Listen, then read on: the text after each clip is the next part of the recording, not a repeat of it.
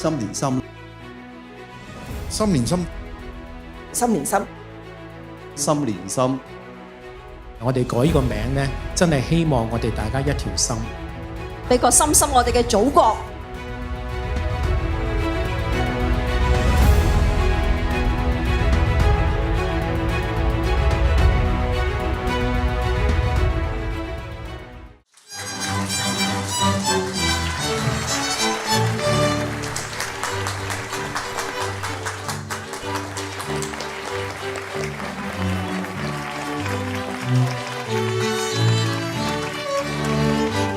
就唱國歌。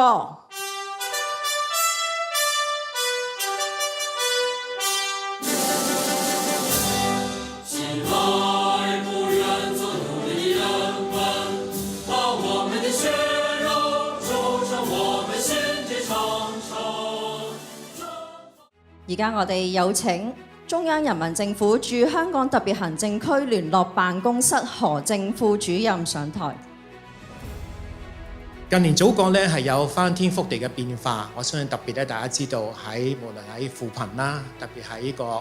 個脫貧當中，我哋見到舉世矚目，甚至我哋都係面向咗呢個小康嘅家庭，跟住祖國能夠學校佢一樣，能夠我哋喺脫貧，能夠喺小康嘅當中能夠對一同嘅，希望大家共同嘅為香港出一份嘅努力，為國家嘅多出一份嘅建設。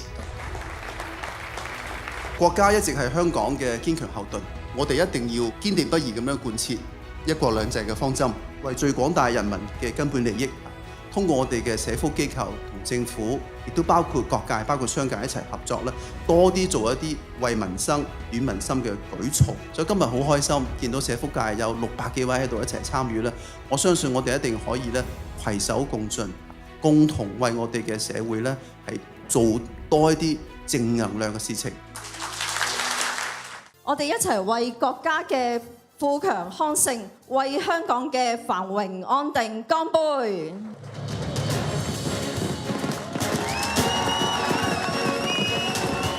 咁喺呢個國慶大家窮歡嘅日子裏面咧，我好高興啦！我哋社福界能夠咧慶祝國慶之餘咧，我哋今日仲加上一個交流環節，希望咧就係一個基礎咧，我哋可以交流。局長，你有冇感受到我哋呢一份誠意？好深感受到嘅，通過心連心咧，我哋都希望而家已經見到㗎啦，再見到成個社福界一齊團結啦。就住一啲係合時嘅課題，咁咧就係去提供意見俾翻係政府嘅。因為我哋相信咧，要提供一個好嘅社會服務咧，係要群策群力，大家互相補足嘅。希望咧將香港個同心圓畫得更大，起碼頭先所講，無論服務提供者、服務使用者連繫埋一齊。未來日子裏邊咧，我哋心連心呢個平台咧，好似頭先所講，我哋好願意嘅成為大家一個橋梁。不單止，我相信局長就一定會聽㗎啦。更加重要，好多時候大家知道，未來日子裏邊可能都要中央人民政府嘅幫助，一啲嘅政策各樣嘢。